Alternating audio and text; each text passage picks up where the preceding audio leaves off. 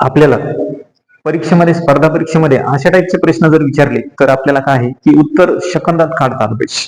तर त्यासाठी आज आपण एक असा प्रश्न घेतलेला आहे की ते एकदम चटक्यात तुम्हाला एक लवकरात लवकर सुटल्या जाईल. तर काय प्रश्न आहे आपला पाहूया की शाळेतील 8वीच्या विद्यार्थ्यांची सरासरी उंची 110 सेमी दिलेली आहे. मुलांची उंची 125 सेमी व मुलींची उंची 120 सेमी आहे. वर्गात एकूण 40 मुले असतील तर मुली किती? आता असा प्रश्न आपल्याला विचारलेला आहे.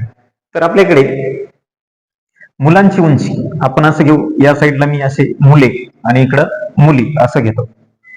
तर आपल्याला काही मुलांची उंची किती दिलेली आहे? 125 आणि मुलींची उंची 120. आता आपल्याला या दोघांची मिळून किंवा पूर्ण वर्गाची सरासरी किती दिलेली? 110. 110. आता काय करायचे की 120 आणि 110 ची वजाबाकी करा, किती राहतील? 10. 125 आणि 110 ची वजाबाकी करा, किती राहतील इथे? 15. आता काय करायचे की आपल्याला नंतर दिलं वर्गात 40 मुले असतील. आता 40 मुले आहेत तर हे 10 आहेत. तर आपल्याकडे काय करायचे की 10 ला किती गुणल्यावर 40 येतील? 10 ने 4 ने गुणल्याच्या नंतर 40 मिळतात. मग या 4 ने इकडे गुणा, मग 15 चौक किती होईल? 15 चौक 60. म्हणजेच आपलं उत्तर असेल पर्याय क्रमांक 2. तर वर्गात जी काय आपल्याला विचारलेली संख्या आहे ती किती असेल? 60 असेल. अशा पद्धतीने एकदम लवकरात लवकर छटक्यात प्रश्न सोडवायचा असेल तर अशा ट्रिकचा वापर आपल्याला करायचा आहे.